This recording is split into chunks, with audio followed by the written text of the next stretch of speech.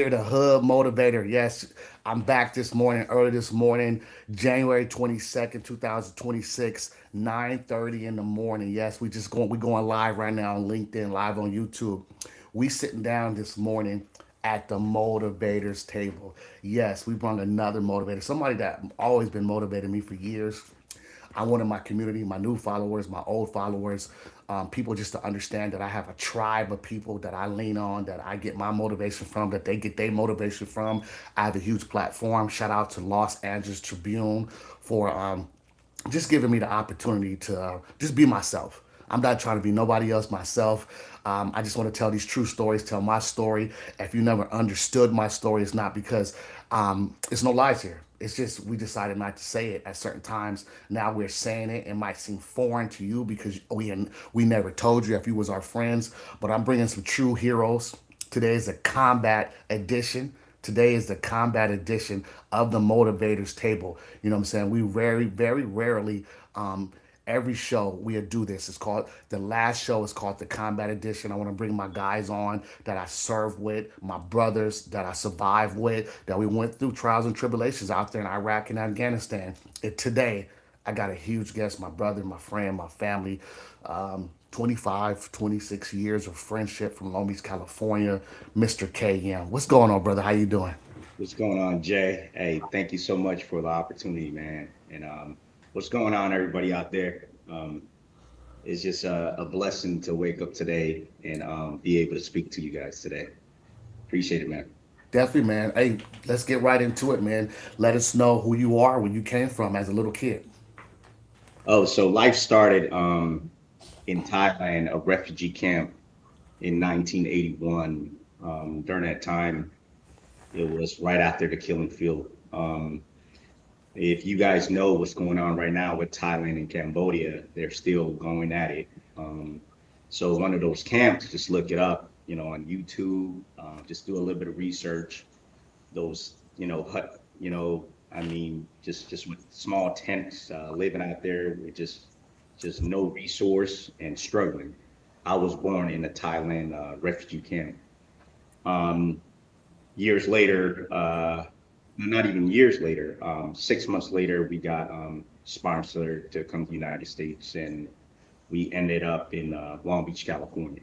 You know, so um, that was it. Life started. I remember life down Mahana Street, Hoffman Street, in the pretty much in the studio at the age of 4 with a family of 5, living in the studio. I mean, just poor, just poor. Sleeping on the ground, waking up in the middle of nights with roaches. I mean, just witnessing, the bad stuff as a child. You know, and life started in Long Beach, California. Just went to the schools in the local area. Not the best, families. We were all on food stamps, welfare. You guys know, you know, um, dealing with, all these childhood trauma. Um, I mean, seeing it, abusive, uh, gambling, alcoholism. So it led me to find something bigger than myself. So start hitting the streets. You know, there was no outlet because our parents, all they did was work, and just try to make money, just to take care of the family, family of 5. Um, Throughout the years, I just started hitting the streets and starting to get to know people, and it led to that gang life, you know. Mm. Um, so just really didn't focus in school because there was no really resource. There's no sports. There's no parents around. My parents, they worked. My dad was making about 400 bucks a month. My mom was working under the table, um, cutting threads for a sewing company because they would sew pillows or clothes, and she would bring it home. We would help her out. So life was, a little different, you know, back then. It was just wake up, eat, basic stuff. Um, there was really no vacation. Our vacation was going out fishing locally and to the parks, locally. Um, Other than that, man, we started hitting the streets hard. Um, so back then in the 80s, there was a lot of bullying. Talk about it. The yeah, the older generation got to United States at age 9, 10, um, so they were getting picked on. So they started their own crew, their own crowd. Pretty much, it led to a gang. Like the Tiny Rascal, the Asian Boys, the Exotic Family Crips. So most of the family members was involved, especially the older guys. So they led the way, and guess what? We followed. As kids, there was no resource. Mom and dad was busy. That was the route. We hit the street. So got in, started getting in the streets and got sent away at age 11 just to get away from 11 or 12, get away from Long Beach. Went to Fresno with my uncle. He was a cop during that time. Um, Not even a year later, he sent me back home because he couldn't really control me, right? Just start hitting that street hard. Um, so my mother and father knew that they could control me. They could not control me, and to the point, he could not beat me anymore once I got a little older, right? I mean, I used to walk in the house, he used to hit me with a broomstick, and he'll crack that thing in half. I mean, he'll smack me like a grown man. But to the point that he couldn't do it anymore because I was flexing. I was like, I was ready to do whatever to defend myself. Um, so one day in 1997 or 96, um, came home, walked into the house. Um, that summer, mom and dad was like, "Yo, we're going to Philadelphia," and I'm like, "Philadelphia?" They knew if I stayed long enough in Long Beach, California, I would end up in prison or dead. There was no options. So Philadelphia. So we migrated to Philadelphia in the slum, North Philadelphia, right? Got away from all, my friends and the guys that I grew up with on the streets. Took me out of that environment. That was the best thing for me. It saved my life. I got there, I still had the same mentality, the Long Beach, California, the gangbanger mentality, that hard mentality, right? Just take off. Somebody look at you wrong, just take off. Um, got into, the wrong crowd. As soon as I got there, got into the wrong crowd. But it was different. It was not Long Beach, California. These guys, they were raised differently. It's just, and that was not my crowd. So, so I met, a handful of guys that were, they were working a corner store. Their moms, Chinese guys, they were into business. So they kind of led me to the right direction and just say, "Hey, we're all about money." So I'm like, wow, I kind of like this. I didn't have to watch my back, even though I was in the hood. I mean, um, I didn't have to watch my back. I didn't have to worry about, you know, the way I talk, the way I do things, right? I was just living a normal life as a 16-year-old, right?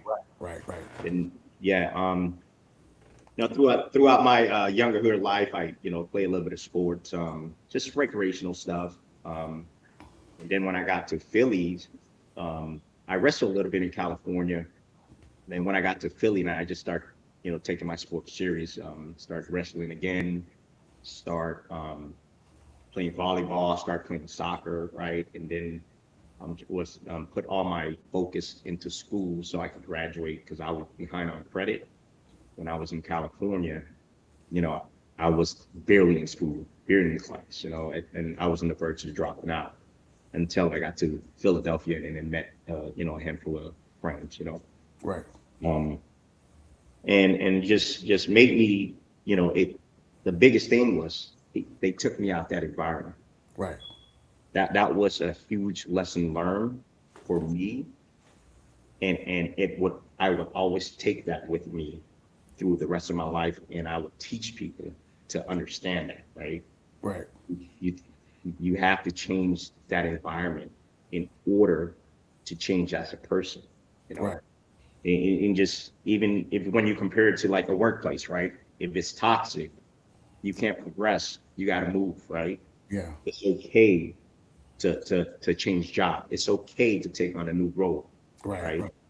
Because your blessing is somewhere else, is waiting for you somewhere else, Mm.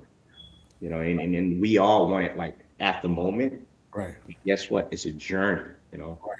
And I'm happy you hit on that because, a lot of people don't understand growing up in California, especially the inner cities, Compton, Long Beach, Los Angeles, Watts, Inglewood. Like it's a certain programming, especially for the kids, young men under the age of 18.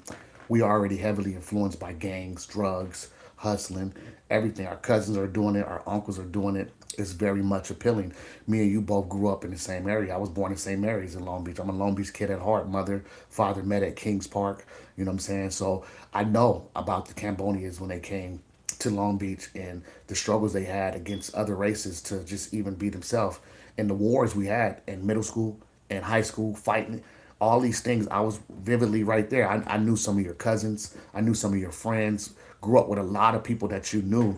We never crossed paths as kids in California, but what I'm saying? We knew each other's family members. We knew each other's cousins, friends, acquaintances, stuff like that. So our lifestyle it mirrored each other until you was able to get up. Your family said, you know what, we're gonna go to Philadelphia. We're gonna make that huge move. And a lot of people don't understand when you leave an environment that you're familiar with, it's for the better. Like you have to be able to, what I'm saying. If your parents especially are seeing, they see 5 years down the line and they know what's about to happen and they do that for you. You know how many parents don't do that or don't even have the resources or the money or the funds. So your life was saved for the first time leaving Long Beach, California, and you developed as a young man in Long Beach and in Philadelphia. You know what I'm saying? So let's talk about the traditions that you had as being Cambodian American, growing up in America and seeing the situations from Long Beach to Philadelphia. Oh, see, it's the norm for us to get together, right? To a funeral, right? You're celebrating or you're getting together for a tragedy, right? But guess what? Afterwards, they're getting together, they're drinking, gambling, right? It's the norm, Yeah. right? Um, do Sometimes I ask myself, is that the right thing? Is that a good thing for a child to see? But it's the norm Right. for our culture, right? Um, I'm able to make my choices now for my kids, right? So for me and my belief now, that's not the right thing, you know. But tradition and culture, you're going to be exposed to that if you live in the Cambodian environment, because that's the norm. But guess what? When you mix gambling, alcohol, drugs, right? And the not so good stuff, right? It's just there's always and a lot of the folks, a lot of the older generation, the parents, my parents, um, the older, the uncles, those guys have childhood trauma from the war, right? Hmm. So now you're giving them an outlet, to gambling, and you're giving them an outlet to drinking, right? So it's just they're just coping, but it's not fixing the issue. It's just they're this is how we deal with it by gambling. This is how we deal with it by drinking. This is how we deal with it. We get together and we this is how we celebrate. Guess it's nothing wrong with that. It's just you got to see what's best for you, right? For me, I made that change by saying, I don't want that for my kids. I don't want that for my family, right? Because I understand drinking is not good for you, right? Gambling is not good for you. I know how to gamble because I grew up in that environment. I know how to drink because I grew up in that environment, right? It took me to a lot of dark space in my life, right? But I've learned to cope with it, to deal with it through therapy throughout my life, and say, wow, you know what? I received that from my childhood trauma. If I continue to do it, the curse continue, right? Right. So I have to protect my kids, right? These guys are, they're fresh. They're not corrupted. They don't know any better. It's what we teach them Right. and how we coach and mentor them, right? To tell them, hey, this is the right thing. It's okay to go to Vegas and have a good time, right? But gambling itself is an addiction. Right. Drinking itself can be an addiction, right? It's okay to have a drink, right? So, so that's my culture I grew up within. So I want to break that curse for my family, and a lot of my culture, a lot of my people in my culture, they see that, they understand it, and Right. it's through education and through just evolving, right? Right. The old And generation, the yeah. the, the ones that still in that environment, it's the norm. Right. And like I say, it's nothing wrong with that, right? I'm gonna pick and choose what I want to do for my family and pick and choose to break that curse. And I love how you said that because we always talk. We've been talking for years, been friends, best friends, family, brothers for years, instantly. And we always talk about family generations, curses, all that. And last night we hit on a conversation where, you know, me and you both, we was emotional because, you know, we were taught certain things and we see certain things. And now that we was able to pave the way for our family tree, my son has decided to not go play football or get drafted in the NFL or NBA or baseball. This is my equivalent to that. He's going to the United States military to go to a certain MOS because he saw warriors like yourself, Josh, Remy, Cal, Nico, me. He wants to emulate that. And I had certain people come around in my life and say, hey, you going to allow your child to go into the military or the army, let alone? And I look at them and say, you know what? I'd rather him go do that and serve his country than be here and do nothing else. You know what I'm saying? The military it saved my life. You know what I'm saying? It gave me a place to go eat 3 times and a place to sleep and someone who cared about me. Yeah, I got an awesome father, but he was done raising me because I was rebelling and I didn't want to do what I needed to do. And I was in county jail. And when I got out, that's the only option. But we talked about my son last night, leaving soon, springtime, to go into the United States Army to be 11 Bravo Army Ranger, airborne. And I'm happy because as a father of color and a father that been through a lot, I've been through a lot on both spectrums. Both of us have. And I'm excited that he chose at 19, not because I pushed him to go do something. And I told him, I said, listen, ain't no other man in your life gonna want you to do better than I am, better than him. I want you to go be better. He wants to go Green Beret. He wants to do it all. And I said, son, the world is yours. And what you said, you followed up. You said, you know what? You was excited in your voice. You said, you know what? He's gonna be special. You know what I'm saying? Some kids go in and they want to do other things, and they just this guy really wants to get after it. I could see it in his eyes. I could see when he walks past my office what he wants to achieve, what I have paved the way for with his grandfather, with you, everybody. And then even with your daughter, like in your kids and how you raising your kids, like we talk about it. We're raising warriors. We raising them to love education, to understand who they are because we didn't have that. Nobody dropped down and told us about any of this in the military, in college, and all these things we didn't get taught about. We was forced to go into these situations because we had no other way. So let's Yep. talk about, let's hit on 2 points. Let's hit on how you're raising your kids, and then we're gonna transition to how did you join the United States Army and what age were you? Yeah, that's a great topic, right? Jay, man, your son, I watch him grow for the last 19 years. You know what I Yep. mean? Um, I am so proud of him. And I get excited, with tears and I mean, with just love and knowing that he's going to take that special operation route, right? That's if you're going to do it right, right? there's so many different jobs for everybody, right? But he want to take the big boy route, right? Big boy around. And yeah, I'm excited to see, where he ends and what he do and where, his next chapter in his life, right? Um, man, military, dude, it's the best thing. It's the best thing. Like we didn't have any options. None. Military gave us everything, right? Once, well, what tap on that, right? My cousin bought a house. He went in, the smartest dude, smartest guy throughout our life, right?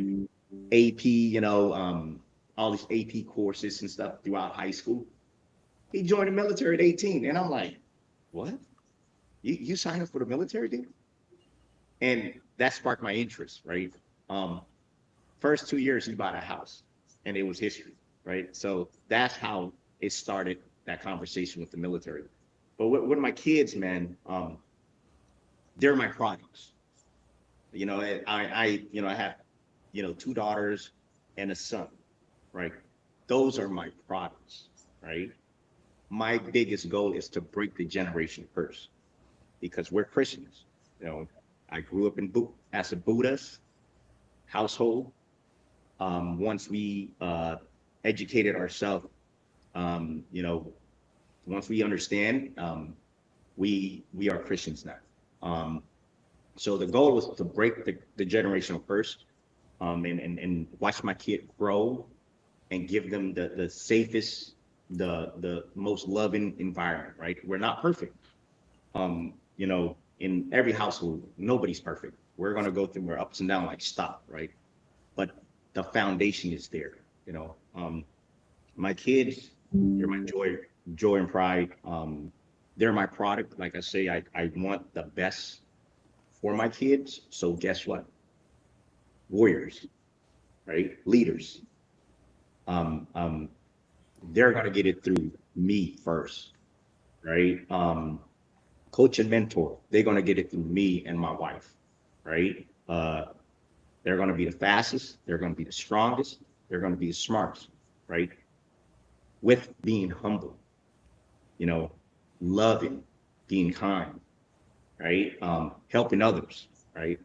That's just, it's it's a positive and a negative at the same time because the way we were brought up, I never had it. My kids are spoiled. So I'm trying to teach them at the same time, be grateful, right? So if you hear, the privileged kids, they don't have this, they don't have that, right, they don't know any better. Those are the struggles a lot of privileged kids deal with, right? But my kids have both. Sometimes I struggle to teach them that, to understand that, hey, be humble, be grateful, right? So, for example, like a meal, they're eating halfway and they say, I'm full. Or they take 2 bites, they want to throw their stuff away. And I sit there and say, no, you're going to finish your food because of my childhood trauma or we never had, right? I'm always trying to teach my kids, the little things, right? Because the little things become bigger in the future. Right. Um, yeah, that's the biggest struggle with the kids that have, right? But guess what? My kids, they don't sit around. I got them in everything they do. They're gonna be elite. My daughter's 16 years old right now. She's playing high level lacrosse, American Select, national team. Um, Going plenty of prospect camp, and this summer her recruitment start. And she have a really really bright future. Really smart kid, very loving, caring kid. Mm, and guys, I hate to say this, man. She's deadlifting 265, 285, no problem, man. With the hex bar. So if you're not deadlifting 185, your body weight, just my daughter's coming for you, man. um, my son, my daughter, same thing. I put them in martial arts, jujitsu, a few times a week, soccer to build that endurance. They've been swimming since they were 4. So just to give them that edge that I never had. I didn't learn how to swim until I was 16. Almost drowned a few times. The important things is give them that life skills at an early age. They're gonna excel. You're gonna see that, you know, you're gonna see them grow into that man and woman with confidence in everything they do. They're gonna thrive. Right. It's not gonna be a perfect road, right?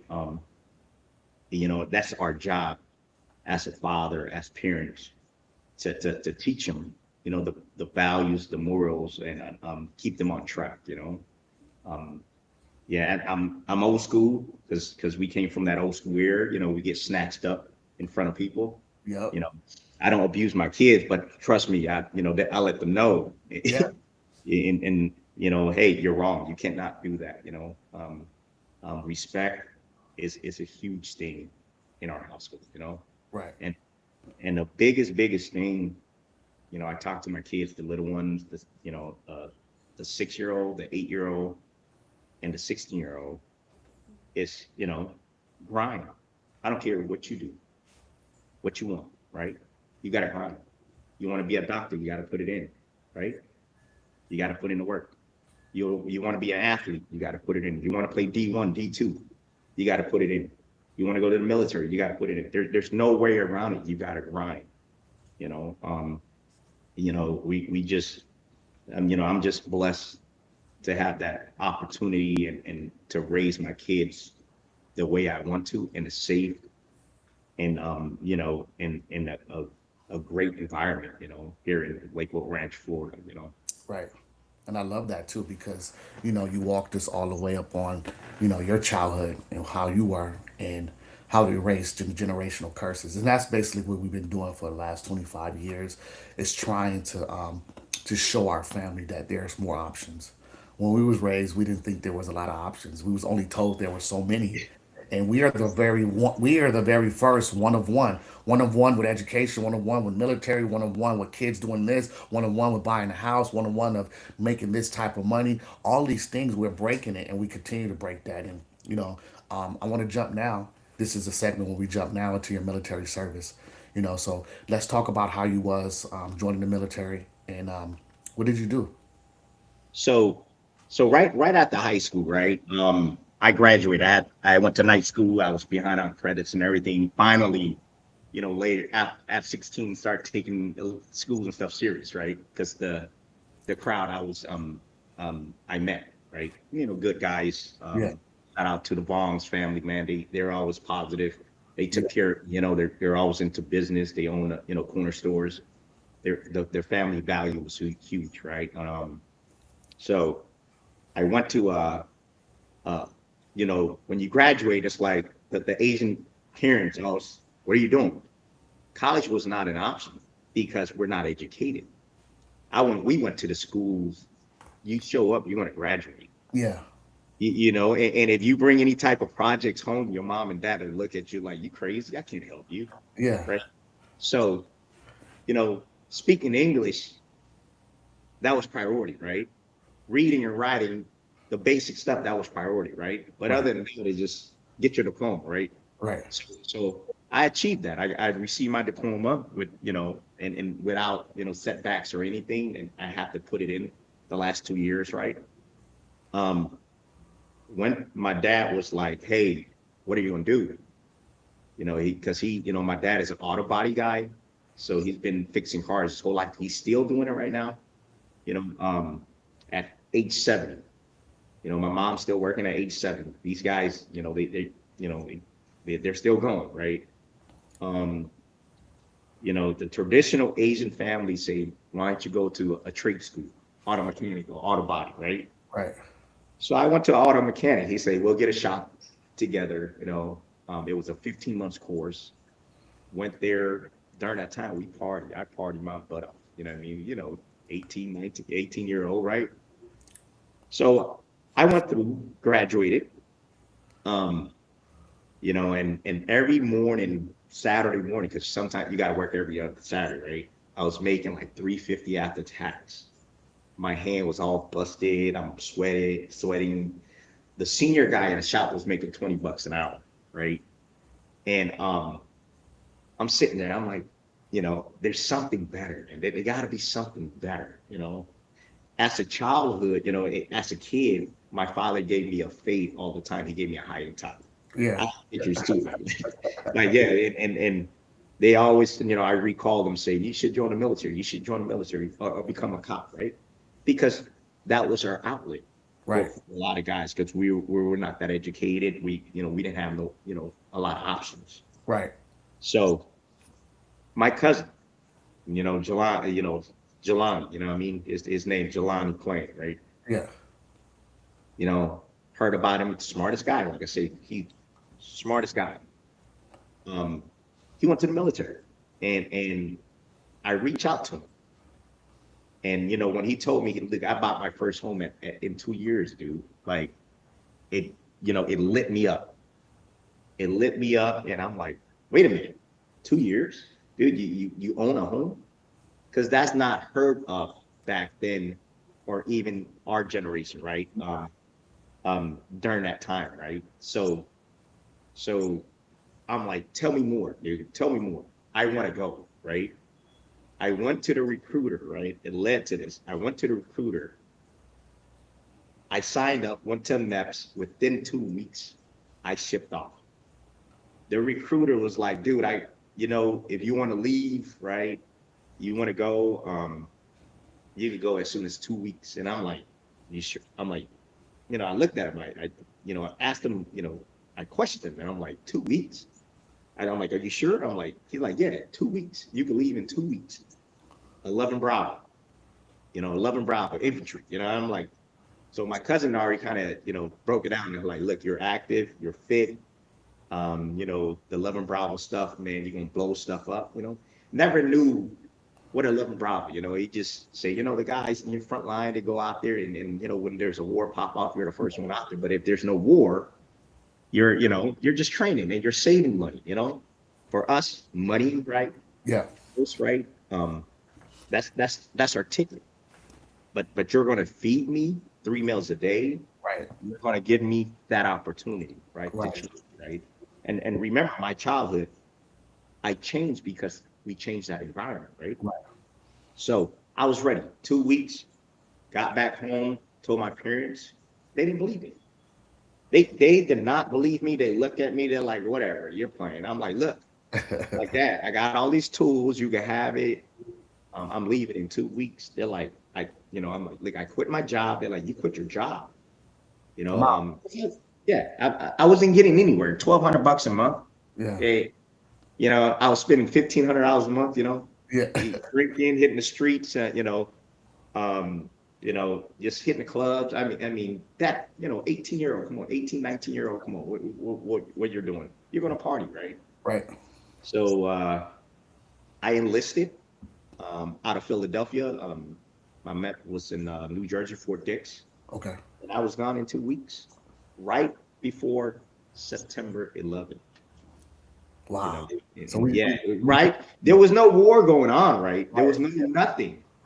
Right. My goal and vision was to go in, get rid of my loan, right? They paid. I had an LRP. They paid. I had a $20,000 loan for the auto mechanic school I went to. They say, okay, well, you sign up a 3-year contract. We'll pay that loan for you. Mm. Guess what? I was like, I'm sign me go. up. I'm go. Yeah, because it's to eliminate, to the stress. My mom and dad, they didn't have to pay for it. I didn't have to pay for it. Right. I'm like, put me in, coach. Right. Um, I got to the what is the holding area, right, in Fort Benning, AIG, or AIT. yeah, the September 4th. Yeah. September 4th. I'm I'm sitting there, they shave our head, getting ready for basic training. It's a holdover, right? Day zero. Day zero. Yeah, AIG. No, I think it's AIG. I forgot the exact. For the holding. Yeah. Yeah, they hold you right before a company open up to come and receive you, right? Yeah. September 4th. And guess what happened September 11th? The world turns. Yeah, it's just They call us early in the morning. Huge formation outside. You know, all of us bald head. Everybody looked the same. You know, they erase all your identity, right? Um, Standard. No TV, no social media, no nothing, no phone calls or anything, right? Drill sergeant came up and say, "Hey, you know what? Just open this newspaper up. You guys better prepare yourself. You're going to war." Dude, I stand there in formation, right? Had nothing but goosebump. Tears start coming out of my eyes, and I'm like, you know, just thinking like, God, like, why my time, right? Like my time. You know what I'm saying? Like just couldn't understand what was going on, but understood, right, what was going on at the same time. Um, he just like, look, you guys better take your training seriously. You guys are going to war. You guys are the next group.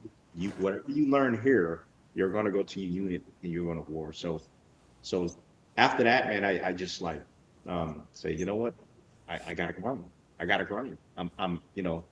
We're not a pump, right? The way we were brought up. Nah, You're in a situation, you're in a fight. Guess what? You better get yourself out of it, right? yeah, definitely. So I was locked up. I was locked in for 3 years. Um, Went to Fort Hood. Fort Hood, Yeah, Killeen. went to Fort Hood because my cousin was stationed over there. Jelani Plain Oh, was stationed over there. So that kind of gave me that comfort and integrate me in the military, right? Got there, man. It was just the best thing. It was just the best thing. Look, guys, military, it's like going to college, right?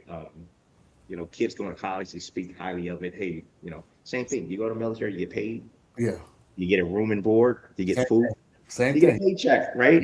And you get to you hit the streets, you get to party. You're not restricted. Right. You live your regular life. You're just putting on a uniform, right? That's it. Yeah. Yeah. But what helped me out was the structure, the discipline.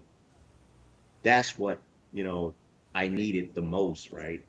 You have to be there at 5 o'clock. You have to be there at 6 o'clock, right? The physical activity, so a PT. lot, yeah, I needed that the most, right? Yeah. I need, that structureness. So Right. it helped mold me every single day when it's like, wow, you know what? This is what I needed. Right. Direction, Right. guidance, right? Purpose. Yeah, purpose, right? Um, so we trained, all we did was train, met great people, right? My buddy Fee right now, he's still did 20 years, DHS right now. Just Reggie right here in Tampa, he retired, Sergeant Major. He's a doctor too. Shout out to Um, Sergeant Major. Yeah. yeah, I mean, I could go on and on and on. Met so many different guys, so many great guys from my first unit. And we ended up deploying 2004 to 2005. I did almost about 13 months tour, Yeah. and, and that's when Oh, things yeah. change. Yeah. That's when things change. It was real, it was not talk anymore. It was not train anymore. It was the real things, it Yeah. was, um, there is a book out there called The Long Road Home. Yeah, if you guys get a chance, check it out. The Long Road Home. That was about my unit, my first deployment. We went to, you know, there's no worse hood in the United States compared to Solder City. No. No. Uh, There's no, uh, there's no hood in United States, with sewage. You going out there, people. I mean, you're talking about millions. You know, I don't know, 1.5, 2 million people in a small area. So that's where we deployed to. you have That to grow that first fast. one. Yeah. Yeah, and we stayed in Camp War Eagle.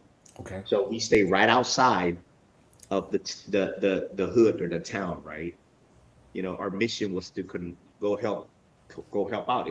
Our mission was peacekeeping, right? Right. That was your AO. Yeah, yeah, and it was not no peacekeeping. No.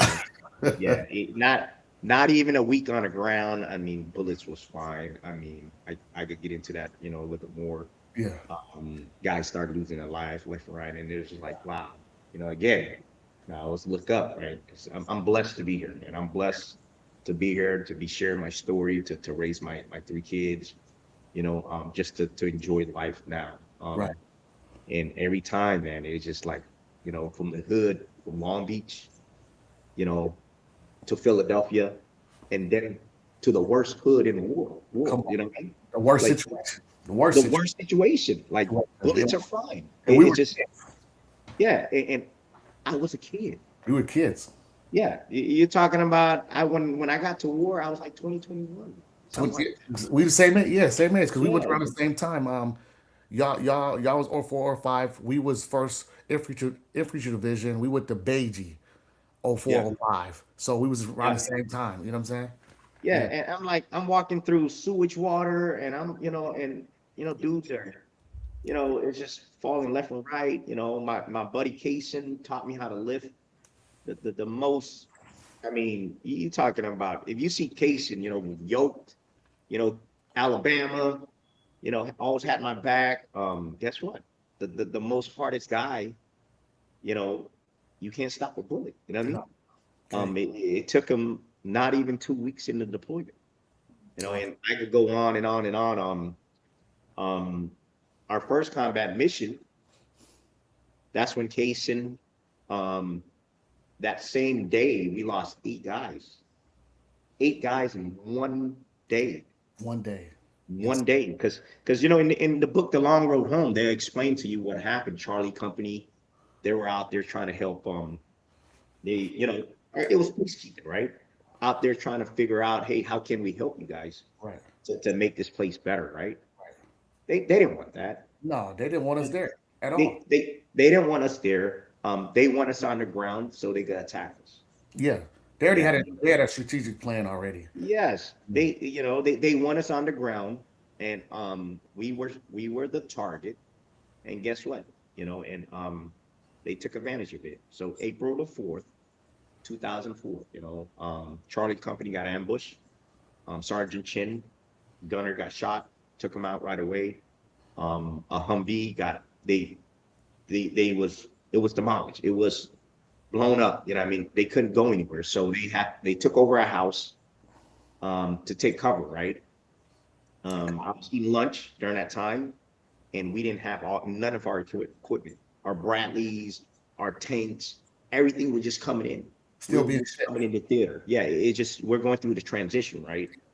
Let's They see. say, yeah, they say, dude, Charlie Company is pinned down. I'm over there taking that last bite and say, what? They say, I don't care what you guys do. Go grab more ammos, hand grenades, just jump in the vehicle, right? And you remember the vehicles, right? You know, and this was soft skin, soft door, sandbags at our feet. Yeah. Yeah, so yeah, it was no armor, No arm and no off. No nothing, arm. sandbags, right? It was everything soft. It was these vehicles was designed to drive on your cob or fob, right? Yeah. Those Just are just they was yeah. delivering food and stuff. They wasn't delivered. They wasn't ready to go outside the wire. No, no, no. We got there not even 2 weeks. Not Yeah. even, not even 2 weeks. So, but guess what? When your fellow soldiers is stranded, right? And pinned down, what do you do as an infantryman? You You're gotta gonna go. go. You gotta You go. you're gonna go, right? Life or death. You're gonna go, right? Oh yeah. So so we broke up into two different convoys. I remember that day, April the 4th, two different convoys. Our vehicle was all soft top. I mean, you could poke a little knife through it, Yeah. a butter knife, and it'll rip. Yeah. And one head that way, one head to the right, right. I went with the one with the right, the left, right. Um, the LMTVs, it was open. There was Yeah. no tarp, no nothing on it. So I mean, these guys were, Wild Wild West out there standing with their weapons, right? Cowboy. Yeah. Cowboys, yeah. Went that way, right? Guess what? We lost 8 guys that day. 61 got wounded. Think about it. Few guys got paralyzed, and some guys got, you know, dude, where we're coming back, we got pinned down in our convoys. I mean, dudes, as soon as you hit that street, just rounds coming, Ambush. hitting the vehicle. Guys are dropping left and right, right? Uh, so one of the convoy, Sergeant Miltenberger, he's a Silver Star recipient. he was in that vehicle. All these guys was going down left and right, right? I mean, KIAs, wounded, right? What he did was took over a bus, got out, took over the bus, and took that bus and drove back to the farm, the cop, right? The other vehicle, man, they all got shot up, came back. People at the farm was not ready, was not ready. Like a mass cow was not ready. Yeah, mass cow. I mean, the biggest mass cow, um, um, we experienced maybe throughout, that generation, right? And even they say, compared to Vietnam, they haven't seen anything like that, Right, right? right. So guess what? The injured one, the dead one stayed. They worked on these guys and shipped them out, right? Guess what we did? Same All thing. we did was came back, get more ammo, Go back. right? Get more ammo, get get some stuff, grab whatever you can. You going out there. So what happened? There was three police station in that town. The insurgent took over the police station. They're Right, like, we run the town. right. So we were tasked out to go over, take over the police station and now take over the city, right? Right. So we're out there um after July no April 4th. We fought for about 24 hours. Then finally we took over the police station, right? Guess what? Combat every night for the next 90 days. We fought from the police station. We fought from the police station every single night, right? So that one day we lost 8 guys, rest in peace, all those 8 guys, and then Peace. 61 wounded. A lot of those guys got Purple Heart and then paralyzed, they're paralyzed.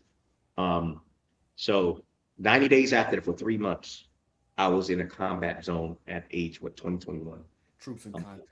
Area. yeah, Oh, yeah, and it's just, and it was during that time, there was no, the escalation of force, it was hands down. We were shooting tank rounds, helicopter rounds, it just, there was no, not really rule of engagement because we were going at it, you the know. ROE was different back then, though. Well, we was Yeah, yeah, way yeah. different.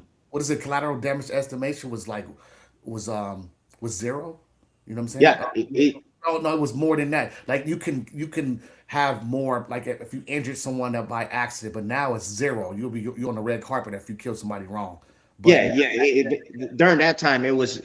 Yeah, I mean, game on, yeah, game they on. won't. Yeah, you in We combat. Yeah, yeah, we were shooting. Our units were shooting tank rounds, yeah, 25 Mike, and the choppers was going at it. Air support. yeah, We were shooting. AT4s. You yeah. know, I mean, and Uh, everybody. javelins. Yeah, and you guys recall, right, during the Fallujah time, right? Yeah. We couldn't leave Solder City, Nah, because we couldn't leave Solder City to go help Fallujah. We had to stay put y'all was because locked in. Everybody had a we battle. had our own we had our own battle. Yeah, yeah, We had our own battle. yeah. And here's the thing. The unit that replaced us, same thing. They got handed to. You know what I mean? Like, it was, you're going to the slum, the hood, the Yeah. worst They don't area in want you there. America. Yeah. Yeah, they don't want us there. They Nah. don't want us there. And look at it now. Yeah. We gave it right back to them. And I'm glad you're hitting on these stories because at the motivators table, a lot of people don't think they see us and they see how well put together we are, but don't know how hard we fought to get to where we at now. And not only did you talking about the troops in contact, it just brings me back memories because everybody had their fight. You know what I'm saying? And Yeah. we did a lot of crazy stuff, all of our deployments, but this was our first deployment of experience, men and women dying in uniform. And we actually, the things we saw on Rambo and the movie, we are doing it right then and there. And nobody teaches you how to, at the real time, you know what I'm saying, how to heal a wound, how to put a tourniquet on, how to return fire. I was a fister, how to drop bombs during being calm, how to kick in doors, all these things as kids as the first deployment. You lost all them guys, and in 90 days, you're fighting from the police officer station, you know what I'm saying, trying to protect your own. Then left seat, right seat, another unit come in, and y'all get ready to go home 13 months later because now we're traumatized with that. Now we done saw what war has to offer, and the people that we went ain't the same people coming back mentally or physically. Some people didn't even make it back. You know what I'm saying? And we talk about it all the time with our mental health. So we talking about that. That's one day. All these days we experience not one traumatic injury, multiple post traumatic stress injuries, and moments that we can recall with friends that is no longer here mentally or no longer here physically. You know what I'm saying? And I commend you because we were kids and we got dumped right in the fire. Nobody really told us. We got trained in 2 weeks in Kuwait, reflective fire. Then we drove from Kuwait to Iraq, and then we ended up where we was at. Soft shell Humvees. We didn't have our equipment. Same scenario. We Exactly. thugging it out in the city of Beiji, and they tearing our asses up. You know what I'm saying? But we have to figure out their TTPs and how to understand and Yeah. how to better equip because as we're learning them, guess what? Them jokers is learning us, and they didn't have the equipment we had, and we didn't have our equipment. We had our weapons and our vehicles, but they was ready for us. You Yeah. know, And you look at their firepower, right? It progressed it, right? yeah, progressed Um, it. Yeah, from RPG sniper rounds, right? And then all more of a sudden they have the 155 rounds on mortars. some IEDs, right? And then V beds, and then bigger bombs. Then animals, they would put them on animals, and then Yeah. I remember we Yeah. doing what is it called SKT, and we do crater analysis, and we go hunting down where the mortars are coming from, and we get there, and the mortar tubes are rusted with spider webs around it. These jokers done put dry ice, and when the dry ice melts, it hits the primer and it shoots the mortar. We retract where the mortar come from. Ain't nobody been there for weeks. So Yeah. Yeah. they were smart and intelligent, and people don't like. They Yeah. don't hear these stories. You hear the SEALs, you hear special operations, you hear the rank. What about the guys? We before we even got a chance to do any of that, we were foot soldiers as babies out there learning these TTPs while we getting learned. And guess what? It's sad to say, the only time we would learn when we lose somebody in combat. Exactly. Sad. They'll make that adjustment. You have to lose so many soldiers to make those adjustments, right? That's And sad. that's just the reality, right? Right. You know, you learn, you make those adjustments. Right. Um, and it just, there's nothing good about war. There's Right. nothing good Nothing about good war. It's a fight. It's a It, you know, nothing. it's a fight, right? Yeah. Right. They're not going to sit there and say, "Hey, come and get me, come and shoot you," right? They're going to fight back. And I Um, and I will you know, tell you, man, you were one of the most intelligent infantrymen I have met. I met a lot of warriors, and this is where we transitioned into that deployment where we went together 15 months, and you got a silver star. I mean, you got a bronze star with valor, and we wasn't ready for that one. But this one that we embarked on was 15 months. We didn't even know we was going to do 15 months. We didn't even know we was going back. They told yeah, us that we was going to go start a new combat brigade, not knowing that we had orders from Fort Bliss to go back to Iraq. And before we get into that story, Fort Bliss ain't never saw combat soldiers like they saw us. So when we came back, bro, we bought everything up, all the houses, all the cars, but we tore that city up. But yeah. we were still kids, raising kids, taking kids to combat. So let's talk about this second tour, the 15-month that I mean, we always been brothers that, but we came together and said, you know what, bro, we got to keep each other alive mentally.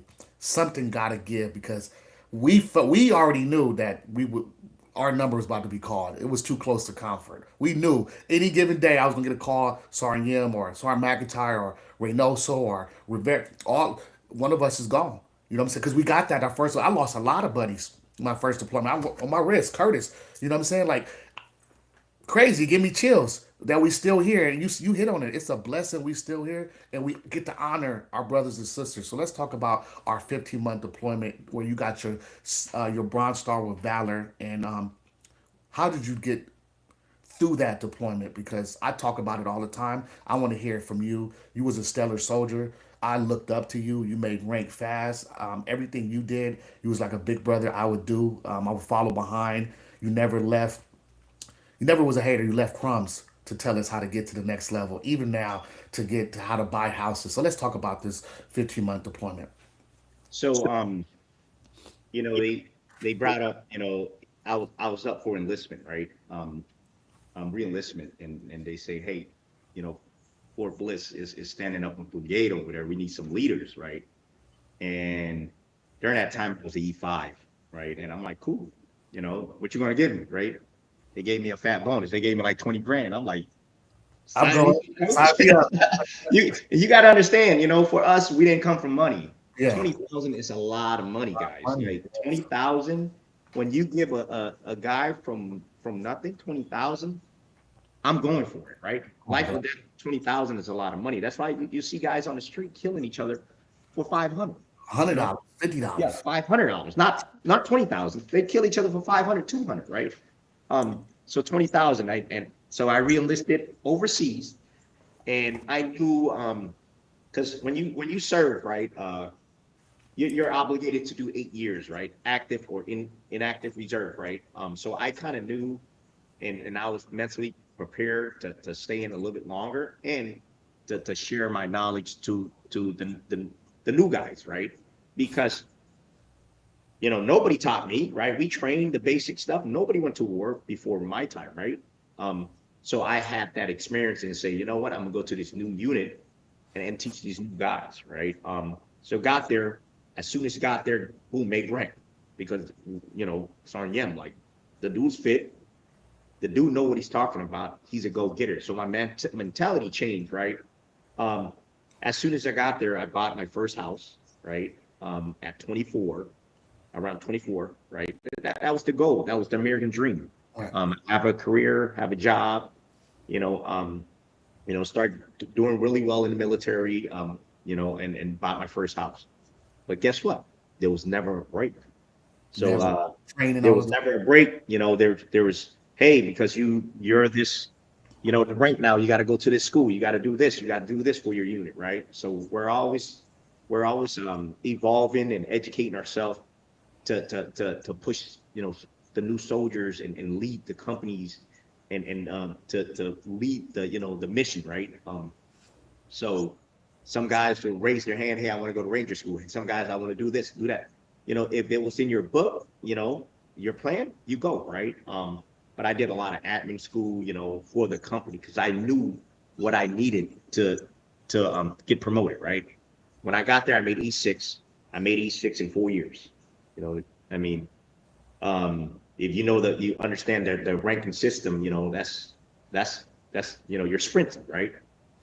Because I look at the great thing about the military, they show you how to get promoted. This is what you need to do. Just follow that roadmap, right? Right.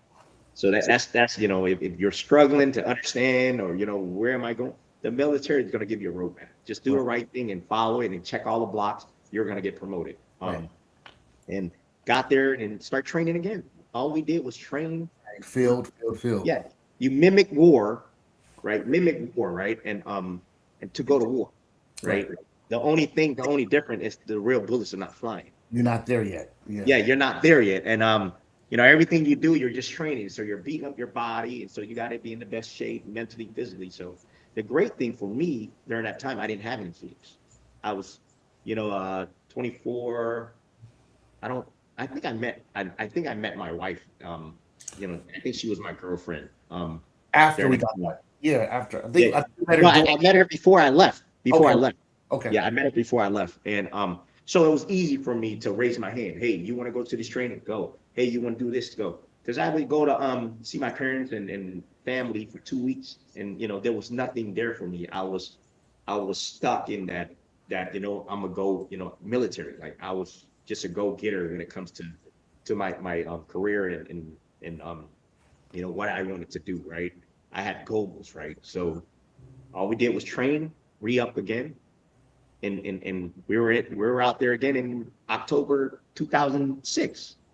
Guess what? Our unit was attached to 25th Infantry, Sergeant Major Pippin. Crazy, crazy dude. Look Sergeant him up. Major Pippin. Crazy. Look him up, man. Google Great guy, Sergeant Major great Pippin. leader. Yes. Great Sergeant leader. Major Pippin. The dude, he came from a Ranger bat. Um, did did a few jumps into combat, and he came and took over the unit. And guess what he did? Hey, we want to come with you guys. So we our unit volunteered to go with 25th Infantry to go to Missoula. Our battalion, you know, we didn't deploy as a brigade. Our battalion went with 25th Infantry, right? So we went out there, um, and during that time, '06, between '06, 2006, 2008, it was the surge. It Yes, was it it was was the right there. surge, right? Yeah. '04, '05, it was the invasion, right? Um, then '06, '08, it was the surge. So Yeah, they were sending all these troops down range, just to put the pressure, right? right. We got to Missoula. Dark, Missoula, dark side. yeah, Missoula is if you guys look up the history in Missoula, their child hall, that's the guy that blew himself up in the child hall and killed Yep, like 16, 20 people, something like that. yep. It's history, right? We got there, lived, um, settle in Connex, and the living quarter was the best thing compared Right. to our first, Yeah. first, you Oh know, yeah, yeah, yeah, yeah. the Because we living was quarter, the food and everything, way better. This deployment we way had, better. we had, But we just got KBR. We, you know what I'm saying? We started to get all yeah, yeah, nice yeah. stuff. The Yeah, gym, the gym. Yeah, ping pong, dodgeball. Because my, yeah, my last my last rotation, you're talking about, man, I was put a party on a regular, you know what I mean? yeah. Bro, we were staying in hangars. Yeah, it was so small that we were getting mortars everywhere. You want to go work out, man, you got to at your own risk, right? Yeah. And but lifting weights, working out, playing ping pong, playing dodge, it kept us alive. Right, right. That's how we kind of hit our issues and cope with our PTSD and just mental The issues, gym, right? the gym. Yeah. Yeah, yeah, but that kept us going. We kept on going, kept on going, kept on going. Um, so as soon as we got there, they say, dude, like, we need they went to Sergeant Major Pippin, right? We need your best platoon, right? And guess what? My platoon were selected, right? Because we put in the work, they knew who we were. Um, we need your best platoon. So they shifted some equipment from to special force and all that stuff, and attach us with some intel guys, right, to go out there and get High high value target targets. value, yeah. And I mean tier guys, tier one all the way to tier fives, Right. right? So that was our mission. Um, we start doing that during the daytime. We start getting a groove of things, right? And then we are just seeing what works for us, right? We lost a guy, because we're going after, top tier dudes, right? Throughout the years, we did over 200 combat raids, Yep. right? Until we start figuring our TTP, the what works for us, right? Um, we start bringing these guys in on a daily basis, right? Tier one, tier two, tier three, tier four, right? And I want to touch and Missoula, man, you're dealing with not small bombs. You're No. dealing with V beds. Yeah. You're dealing with bombs that you know, I mean, that they dug up for months and months and months will flip a tank, flip Yeah. from Bradley, right? Strikers. Charlie Oh, Company ran over something so big that their whole vehicle was on rooftops and lost 5 guys in one day. That's the stuff we're dealing with. You know what I mean? Um, we're just dealing with massive, massive setups. So and it led to one of our mission. We were just out there, and we pick up some target. We're going after these guys, right? And we hit at the first house, and guess what? Uh, you know, the people in the house, it was just normal civilian folks. They're like they're next door. Pretty much they're next door. So we're like, wow, because when you pick up, the signals and all that stuff, yeah. they share walls. So it's, some you could be 50-50, right? So all you do, you see these guys, they were scared. They're next door, right? So we went in, start breaching the door. Um, we only had 7 guys on the ground. 7 guys on the ground. Those guys have to go and leave. We're always shortage. Guys, getting killed left and right, getting hurt, right? So 7 shooters on the ground. Um, and my platoon leader, that time I was the platoon sergeant on the ground because he had to take over, right? He was in the vehicle relaying on the message, right? And we're trying to breach this door. The door opened out. That's the hardest thing to breach. Yeah. You know, my one of my guy, Kaeli, big Hawaiian guy, trying to breach this door with a shotty, right? Boom, boom, boom. So we're already compromised, right? Yeah. Regardless what it is, we're going in. You Yeah. know, you know we're outside. We're gonna. We didn't know it was a Syrian safe house, right? So um, finally, he pried the door open after all this, noise and stuff. He pried it open. I was not point man because I was the guy on the ground making shots, Yeah. the call, right? Making, all the orders and stuff, right? I'm waiting, waiting, waiting. Finally, when it bust open, guess what? I was point man. You see, because everybody was that door kind of pushed everybody out, right? Um, I end up going in first. So I went up, I start, Clearing. going to the right, guys start going to the left, we start doing our thing, right? And Pine I off. noticed as soon as I got in the house, dude, all their shoes was lined up. It was perfectly lined up. Their phone was lined up.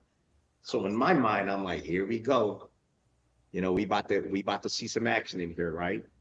So, everybody start clearing the house and everything, right? Um, got into the room, consolidate, reorganize, and then we start pushing upstairs.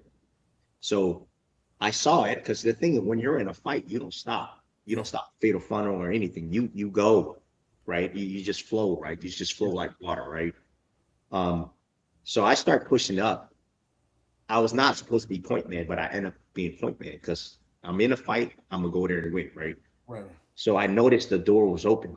Coyote, my Hawaiian guy, he got like, I got you. We start coming upstairs. I noticed the door was open. Guess what happened? As soon as I step up, I step up all the way to the top. I couldn't even make the right turn. A hand Contact. grenade coming already. A hand grenade coming. Because hand grenade, right? They got the solid one and then they got the pineapple looking. Yeah. So the corner of my eyes, you guys can say, hey, you're supposed to switch your arm, this and that. Guys, when you're coming up, you don't know which way he's going, right? Yeah. So what is your dominant hand? Yeah. You see what I'm saying? And you could digest it, you could break it down and try to make it better, right? But when you're going to a rooftop, you don't know which way he's going. Yeah. This is my dominant hand. Why would I change, right? Yeah. When I went out, as soon as I got up, their goal, the insurgent goal was they were hiding on the side. If he cooked that hand grenade, I would have been dead, Right. right? If you understand any type of tactic, he was afraid. So my balance of action, my speed, got there on time so that hand grenade hit me in the chest. If I was a split second, if I was not point man, everybody's gone Yes. because it was a setup. Right. We hit a Syrian safe house and these guys were not going down. It was ready for you. They were ready. I mean, remember, there's 4 guys in there, Mm. right? Um, so when I got up, hand grenade, right? So when you react to, these drills and stuff, what do? You got to use common sense, Yeah. right? What's going to keep you guys alive? Right. So the fader funnel is downstairs. Yeah. So the hand grenade rolled down, I have to stay up and fight. Yeah. Because hand grenade, what it do? It blows up, Goes up. Yeah. it goes up, right? A mushroom cloud. So it mushroom up. So when it hit me, guess what? The guy didn't cook it off. If he cooked it off for 3 seconds, it would have blew my head off. Yeah. Or if he threw it, went under my leg, It blew up. it would have blew up right behind us, and then we would have took on shrapnel. I would have ended up life or death out there fighting with these guys. Right. You see what I'm saying? With Coyote, right? So I was blessed that day. God had my back.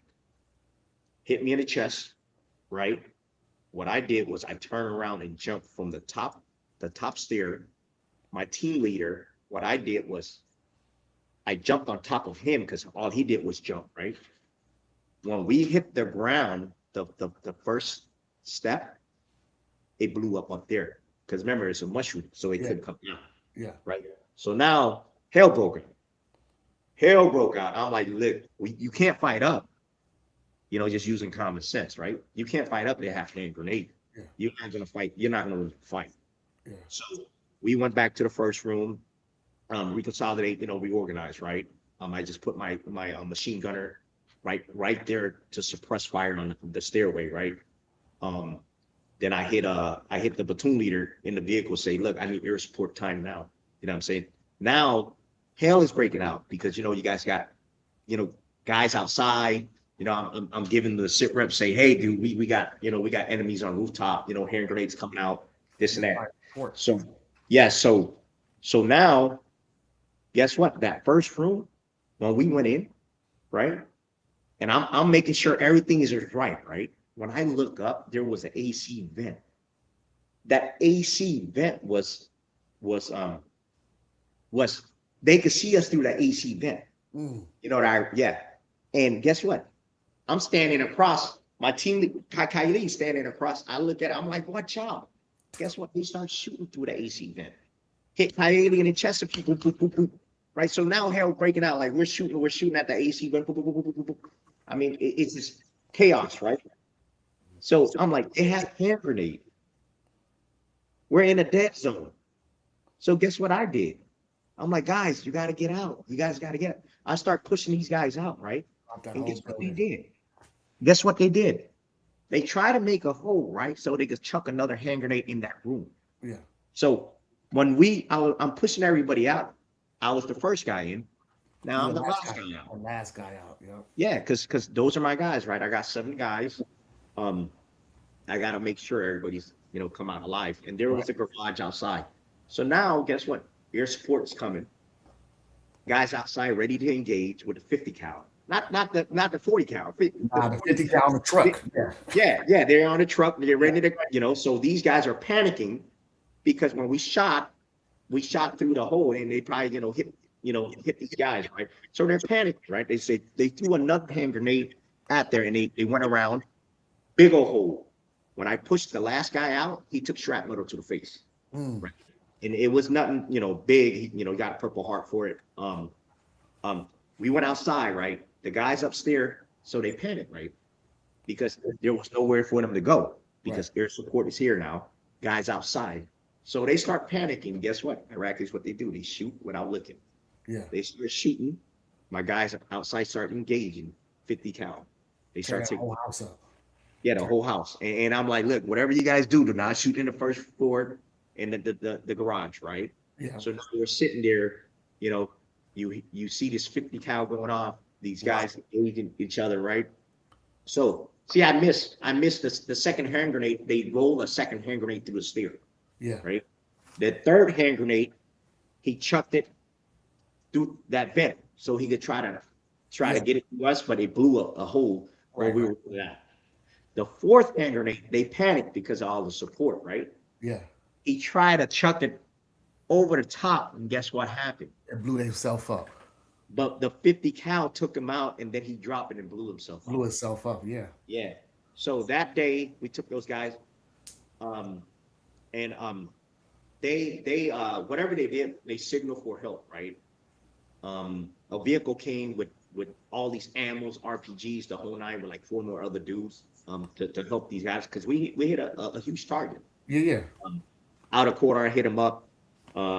We went in, we started clearing everything out, made sure everything was good. No squirters. But yeah, but I went back. We went back, and I was so. I mean, I was so tired, right? I mean, because when you're up, you're up, and then when you're down, you're Yeah. down. Adrenaline. Yeah, I fell asleep for 24 hours. They say leave him alone. Do not go talk to him. Do not touch him. Right. Next day, woke up, went back to the gym. Hey, So that was our coping mechanism, either gym or sleep yeah, and prayer, right there and there. And those are yeah, that's a real life story. You know what I'm saying? People yes, don't understand. Like we were able, and we have multiple of these stories. That's why I just let you talk because the world needs to understand that when it got tough, y'all went to go grab these kids out of these urban areas, and we're the ones that put the country on our back that time period. And we lost a lot of good guys. We lost a lot of good women. We put our life on the line every day. Through, you know what I'm saying? I did 3 combat deployments, 55 months in combat. You did 2 Silver Star. Like all of our guys have these stories, and you're a hero, bro. And your kids, your family, and everybody needs to understand like this is what it is. You've been leading troops in contact. You've been a leader as a kid. 24, 25 staff sergeant. I think you were the first person I saw make E7 in 7 years. 7 years, my first look. All my Yeah. buddies after that was 7 years, 8 years, 9 years, because I was a year or two behind you. So I saw it, and you gave us hope. You get like the ones that stayed in. You gave us hope to say, you know what, if K can do it, I can do it. And we fought together on the same battlefield multiple times. I was just a 13 Fox fire support, and on this live, YouTube, LinkedIn, Los Angeles Tribune, I wanted to spotlight one of my heroes. You're my best friend. You're my family member. You're my son's kid's godfather. Like, you have been through so much, and if you look at you, you don't even you would think it's a different story because you're so humble, and we talk about that all the time. You're so meek. Your wife is so like humble, but we've been through a lot, and I commend you, brother, for just getting on here on the motivators table and being vulnerable. And this time, this type of the section before we end, we switch it to, you know, our mental health. And I like to sit down at the table and just address a couple of minutes of just our mental capacity, what we went through as kids, what we still go through as now as 40-year-old men, the parameters we keep ourselves, and we still live to that. Gym and prayer still save our life to this day right now. Pickleball, you got a pickleball Yes, sir. tournament in about 20 minutes. You still develop these signs to allow yourself to feel and go give that energy to say, you know what, we deal with post traumatic stress every single day. There's not a day we don't think about it. Anxiety every single day, depression every single day. But our kids need us. Our family needs us. The soldiers still respect you. They still call you. They still call you Sergeant Yim. You know what I'm saying. I still sometimes I slip up. I know you K, but I like the respect I have, even though we were peers. It's just what you set the standard, and thank you for setting that standard for us as kids to say, you know what, I saw you go from private to E7 in 7 years. I saw you do these things in combat, and we all did it. But I commend you, and I'm proud of you, bro, and I love you. And you're a special dude because not only did you teach yourself that, you taught yourself how to understand finances. And I come to you and I talk to you about money all the time. You are the money man. You are the guy that understands how to maintain the money. Yeah, we can get it, but maintain it. And thank you for just when the nights got dark, keeping us accountable. And there's been a lot of dark nights. We're not going to sit here and get emotional. There's been a lot of dark nights where you saw me hospitalized. You saw me go through the situations with my kids. You saw me go through bankruptcy. You saw me fight a court. You see me fight a court case on situations where I could have took my own life again, or took somebody else's life, or just said F it and just said I'm checking out. So thank you for being there for me, for your community. You one of the reasons why I'm living up this way in Florida. We're not gonna say where we live at, but you're the reason why I bought my first house. You're the reason why I bought my second house. And I appreciate you. I love your wife. I love your kids, your family. Anytime I have any struggles, like I call you, we talk about it. You don't judge me. Um, I decided to, to influence you, which I saw what you did in the military to give that back and say, hey, let's get into education. And you did it. Got your bachelor's in intel, which you got your bachelor's Cloud, cloud your computing. cloud computing, Yeah. Kaiser. I graduated with my doctorate at the end of this year. I've been a Kaiser baby for 9 years. I think that is big. And there's two things my father said that they can't take from us as a culture, as a community, as kids that came from the city, is education and military. And you've done that. You're a family man. I'm proud of you. You pushed the limit. You are a true hero. When you talk about your stories, I get excited because I remember coming there hurt, and you just putting that battery back in my back and said, Jared, stay back in the fight. We worked out together. You came and saw me in the hospital on Missoula. I worked out with you. You taught me some things and pushed me back to my fob, and we saw each other on the other side after 15 months. And that was one of the hardest times of our life because we thought we were going home, and people don't understand our MOSs, what we did over there, we fought every single day. We had 5 trucks rotating one truck at a time. If you're a senior leader, you on every mission. You dealing with not only admin, you dealing with trip tickets, you dealing with mission, you dealing with correlating missions with other units and all these things. As a kid, you're still under 25, 26 years old, doing this. And these are the stories that a lot of people don't hear. You hear the SEALs, you hear the Green Berets, you hear but you don't hear the guys that every time we wanted to get a chance to go to certain schools or do certain things, they would have a fence in to go to combat. So I'm not going to take anything away from guys that are heroes like you, the Joshes, the K's, the Remy's, the guys that put in the work, had all the skill set. But if we had a chance, I look at you still like as special operations because of things, how you handle yourself. What have you done? And that's why you got emotional yesterday when I told you my son, he got the 75th Ranger packet. He's going airborne. He wants to go selection because we know if we got that opportunity for somebody like us to drop that knowledge to us as a kid, we would have done that. But we fought in these deployments. We've got airsoft, we've got all these things. But if we started off like that, look how far. But God had you do it the way you needed to do it, and there's no other way. He did that for you, and he saved your life. And your stories and your support and your commitment continue to talk guys off the fence. I hear you talking to your old soldiers that sometimes they wake up and they can't do it no more. It sucks because imagine fighting all the months in combat and you're mute. You don't have nobody. The life still goes on. We're wearing braces on our wrists that are 20 years old of guys that have died in combat in 2004, 5, 6, and 8. Come on, man. And we the only ones that seem like we're depressed or mourn, but the world it continues to go and the world gets more corrupt. What about the things we did as kids? We were the golden generation. Operation Iraqi Freedom, Operation Enduring Freedom. All these things we've done as kids to put our work in, and sometimes it feels like it wasn't enough. But I will say, and and correct me if I'm wrong, the army saved my life from gangbanging and long Oh before yeah, and all these things, bro. I'll do it again and I 10 do it. times. I do it again, bro. It's that's the opportunity. It's just that the military. I love the military. You Yeah, know, but my dream is for at least out of the three kids, one of the kids go in, right? And exactly. I'm gonna teach them. I'm gonna show them, what they need to do, right? To be in that special unit, to be fit, right? To Mhm. serve, right? Right, You look at things differently when you serve, right. you We raise know. warriors. Yes, yes. But So educated warriors, not just because it's yes, physical or mental. No, I'm gonna.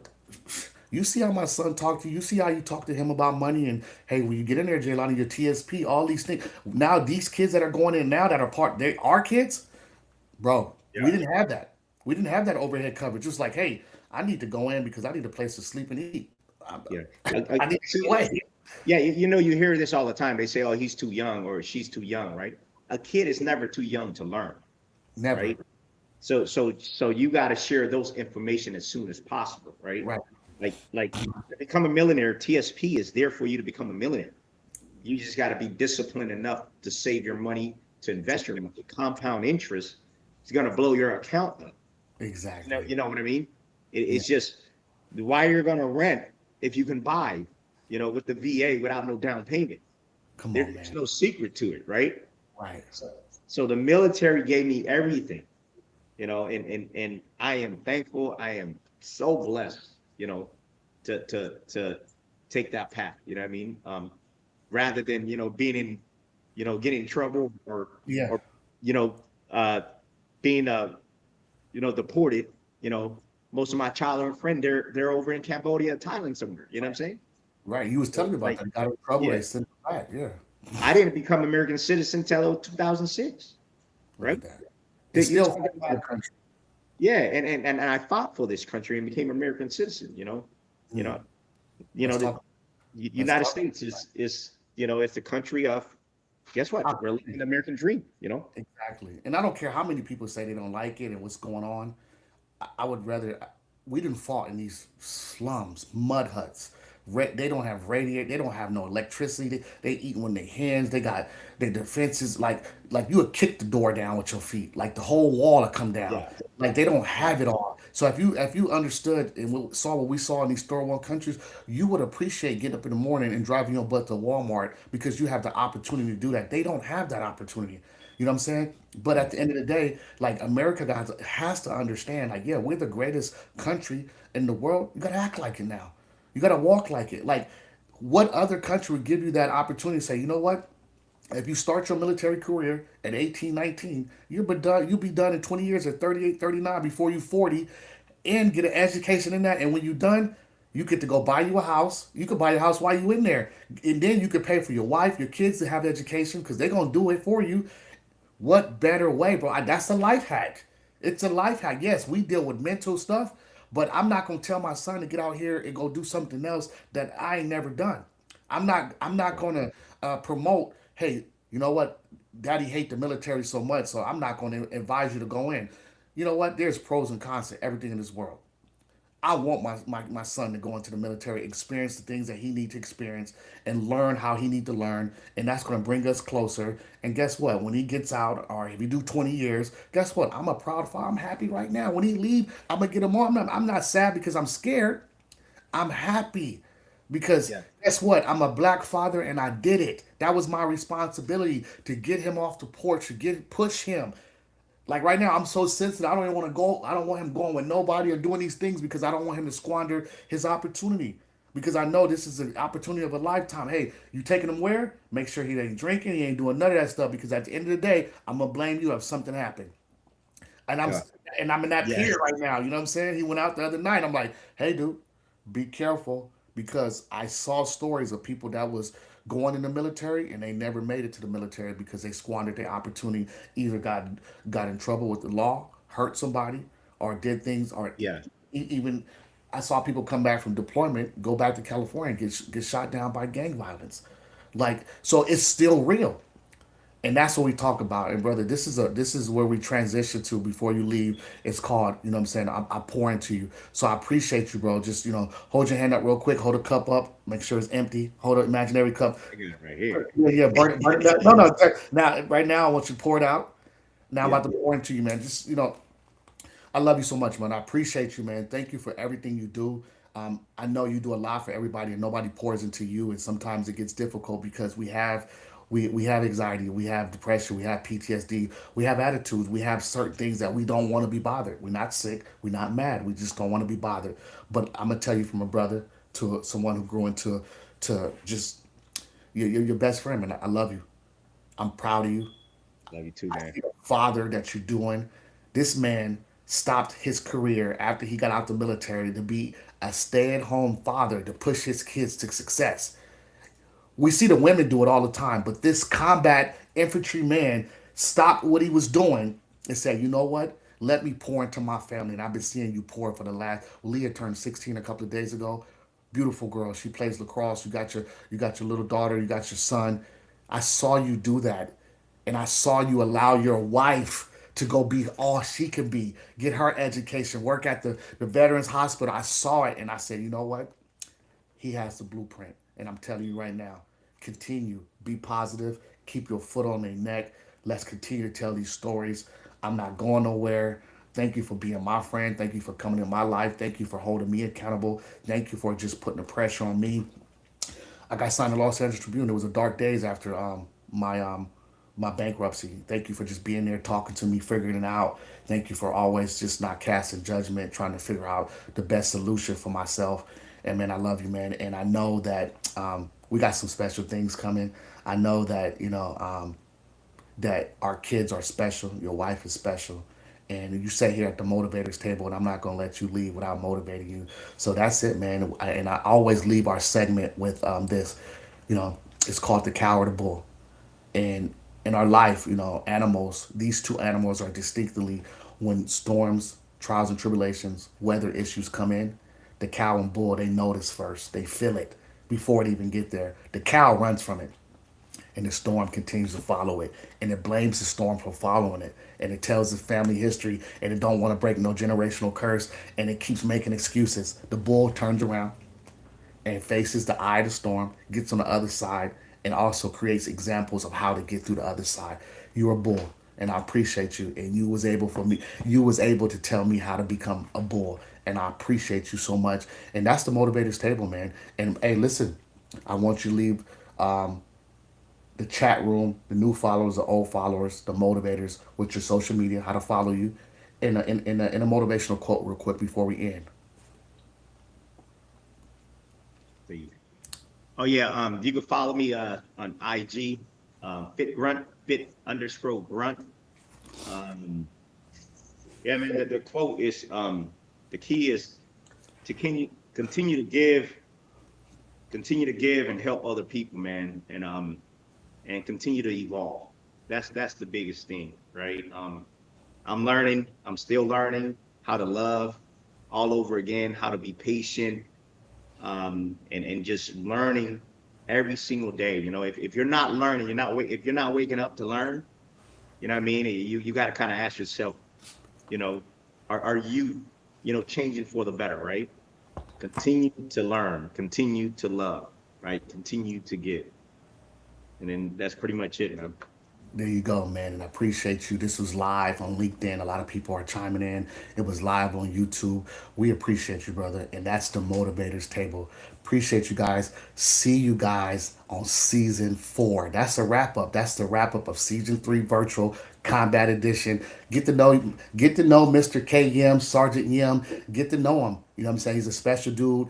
If we have more time, we'll continue to talk, but he gotta go play pickleball. I'll see you guys later. Uh, Boom. Appreciate it, brother. Hold on. Boom.